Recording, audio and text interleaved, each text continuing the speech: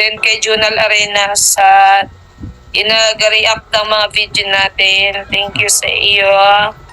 Shout out sa iyo. Yeah, mabuhay ka. So yun po guys, ayan, nakakatuwa lamang po kasi na-notice po tayo ni Krishna, na-shoutout po tayo ni Krishna. I mean, ako lang pala, hindi pala tayo. At yun, para sa akin kasi, para sa ating mga viewers na umahanga nga po kay Krishna, is nakakatuwa po na ma-notice po tayo or ma-shoutout po tayo niya sa kanyang live. So ito po ay live po niya last May 29, 2026. At hindi ko po akalain kasi hindi po ako naka-active niyan, hindi po ako nanonood ng live na yan. So replay lamang po yung pinanood ko. And nagulat po ako kasi nga po na-shoutout po ako ni Krishna. So nakakatuwa po kasi na-appreciate po ni Krishna yung ginagawa ko po na reaction video po sa kanya. So yun po, hindi po yan ang pag-uusapan po natin sa video po na ito. Ang pag-uusapan po natin is tungkol po dun sa isa po sa nabanggit ni Krishna dun sa live niya mismo.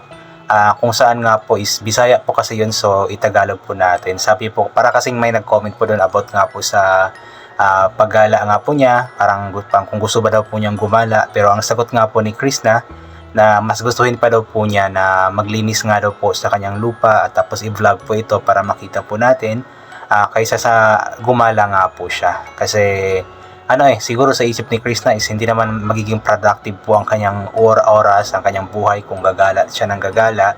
So mas marami pa siyang dapat na gawin, like yung paglilinis nga po sa kanyang lupa, pag-vlog na makakatulong nga po sa kanyang pamilya.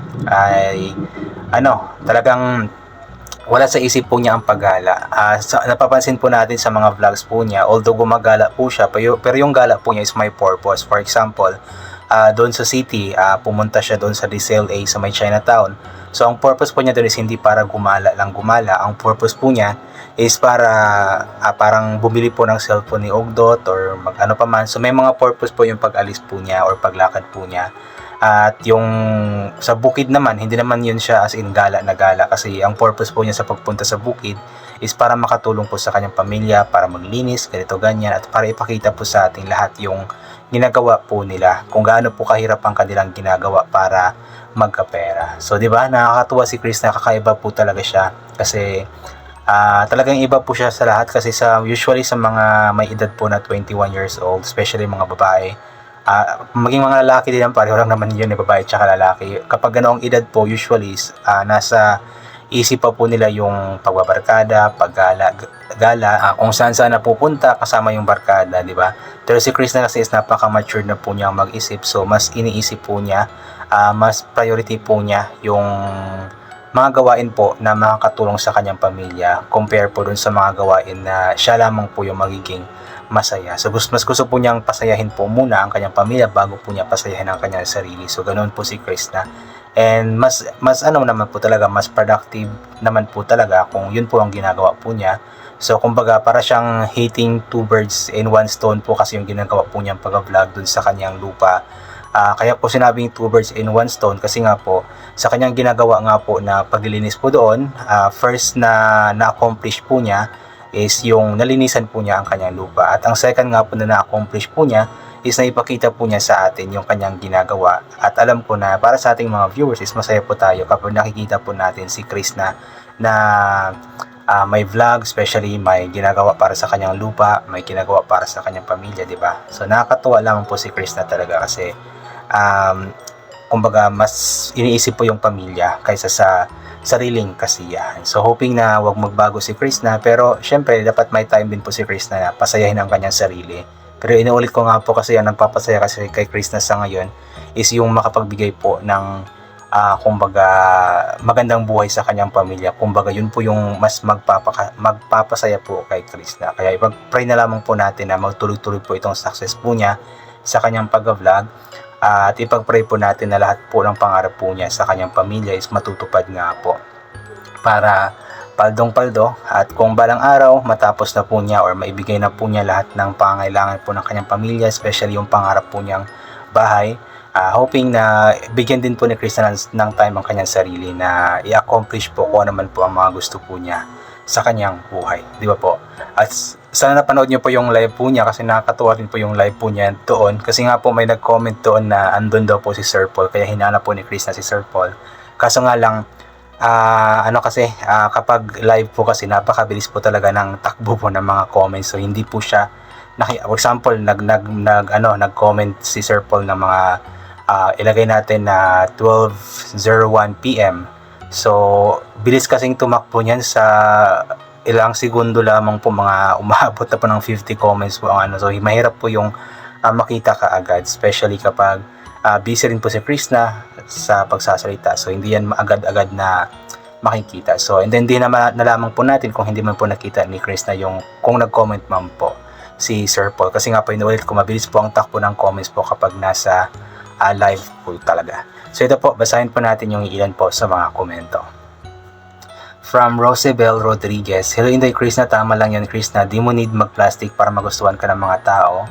Mas marami pa rin ang hahanga sa'yo dahil sa totoo ka, unlike sa iba na kono mabait sila sa harap camera, taas pinag-aralan ko no, pero ugali nila talo pa ugaling kali, at kunyari chemical no, gumalaw pero wala naman maibubuga. Yun nga po, mas maganda kasi yung hindi plastic, yung genuine talaga yung galaw ba, yung katulad ng ginagawa ni Krishna, hindi po siya plastic, kumbaga kung ano po siya, yun po talaga ang kanyang ipinapakita sa camera. Kung ganoon po ang kanyang ugali, kung ganoon po siya magsalita, ganoon po siya gumalaw, ganoon po siya manamit, yun po talaga ang ipinapakita po niya. Hindi po yung nagkukunwari siya na ganito siya pero hindi naman talaga siya ganoon, di ba? So mas maganda yung ginagawa ni Krishna kasi nga po nakikita po natin na totoong tao po siya at hindi po siya peke. Asmina Musa, pakabait ka lang palagi dahil Krishna, dyan ka namin minahal sa kaliwat kanan na panguhusga sa iyo, wala kaming narinig mula sa iyo. Dinaig mo pang mga edukado kuno pero walang ginawa kundi tirahin at ipahiya ka sa social media, akala nila mapaniwala nila lahat ng tao. Yun nga pong maganda kay Krishna kasi ramdam po natin yung kanyang kabaitan kasi napakarami po na nang babash sa kanya, marami pong mga nagsasabi ng hindi maganda sa kanya, mga negative, ganito, ganyan. Pero imbis na sagutin nga po ito ni Krishna ng, alam ko naman na kaya po niyang sagutin yun, kaya po niyang magsalita ng negative din po laban sa mga bashers na alam kong masasaktan talaga ang mga bashers kapag magsasalita si Krishna. Pero mas pinili nga po ni Krishna na mas magpakumbaba. Pinili po niya na hayaan ng mga bashers po na iyon. So hindi po siya nagsasalita ng mga negative, ng mga nakakasakit na salita sa mga bashers kasi nga po ayaw po niya makasakit po ng tao. So ibig sabihin is talagang mabait na tao po itong si Krishna. Jean Orbegoso, hello langga Krishna, padayon lang langga, magtiyaga at sabayan mangdasal. Importante na wala tayong inapakan tao, hindi natutulog, and magpakabait at napakabait ng Diyos po pala. O naman po talagang basta sabayan po ng dasal ang bawat galaw, magtiyaga lang, magsikap lang palagi at walang inaapakan na tao. Panigurado po akong may ganti po yun sa Panginoon po natin. Although hindi naman tayo nag-aantay ng ganti sa mga ginagawa po natin, pero ang paggawa po natin ng tama is kumbaga may kaakibat po ito na good karma. At alam ko na lahat ng good karma para kay Krishna is darating din sa tamang panahon. At ngayon pa nga lang po, di ba, unti-unti na pong dumadating po ang lahat ng mga blessings po sa kanya. So alam kong mas marami pa pong blessings ang darating po sa kanya.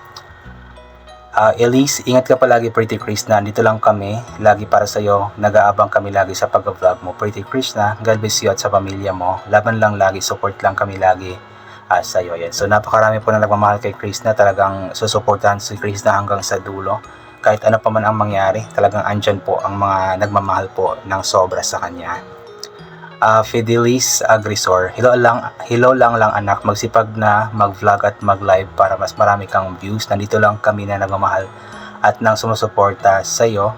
At huwag kalimutan na magdasal saan ka man pupunta, basang at magpakabait. God bless, love you, watching from Madrid, Spain. O naman po, pinaka-importante po yung laging magdasal po. Sa lahat po ng ginagawa po natin sa buhay, lagi po natin ikapit ito sa ating Panginoon. At regarding po sa kanyang pag-vlog, yes, palagi na po siyang makapag-upload at maka-live siguro kasi nga po may Starlink na po sila. Although medyo sometimes is medyo nagloloko po yung Starlink kasi nga po laging umuulan dito sa Davao, so nakaka-apekto rin po yun sa signal po ng Starlink. Pero kahit pa paano ay nakakapag-upload naman po sila. So yun po yung maganda kasi hindi na po kailangan pa ni Krishna na bumiyahe pa city, pa bundok para maka-vlog, maka-upload.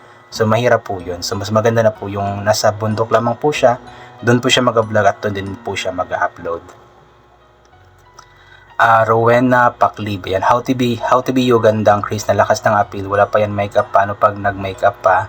Diyosa na sa ganda. Pang billboard ang ganda. Yan. Totoo naman po yun. Talagang si Chris na kasi talagang kahit walang ligo, walang suklay, bagong gising, walang ayos, walang makeup, talagang napakaganda. Talagang pang billboard nga daw po sabi ni Ma'am Rowena Paklib. At mula kay Elizabeth Bonifacio, hindi talaga pinapalagpas ng mga bashers na hindi mag-comment ng hindi maganda. Sobrang inggit sa katawan, papansin. Ayan. Ayan, yung mga bashers po kasi talaga nag-aabang lang po yun ang ikakabash po nila kay Chris na. Kumbaga, lahat po ng post, lahat ng vlog, lahat ng live is andun po sila para manggulo. At hayaan na lamang po natin yan sila. Ipag-pray po natin na tumigil na po yung mga yan. So anyway po, I think hanggang dito na lamang po muna ito. God bless po and bye for now po.